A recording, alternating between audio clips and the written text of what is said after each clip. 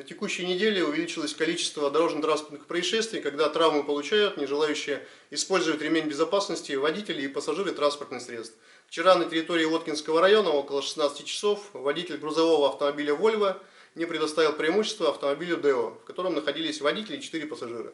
Ни один из находящихся в легковом автомобиле не был пристегнут ремнем безопасности. Все они получили тяжелейшие травмы и сейчас находятся в медицинском учреждении. Также вчера на территории города Ижевска водитель автомобиля ВАЗ совершил столкновение с автомобилем Toyota на улице Холмогорова города Ижевска. Водитель автомобиля Toyota, не пристегнутый ремнем безопасности, был травмирован.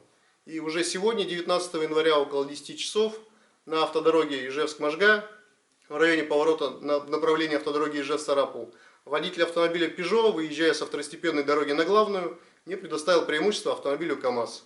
В результате столкновения водитель автомобиля Peugeot получил тяжелейшие травмы, сейчас за его жизнь борются врачи. Манеру пристегивания ремня безопасности этого водителя я могу назвать как для сотрудников ГИБДД, то есть ремень был пропущен за спиной водителя. Как показывает мировая статистика и все исследования, ремень безопасности сокращает вероятность получения смертельной травмы при фронтальном столкновении в 2-3 раза, а при опрокидывании автомобиля практически в 5 раз.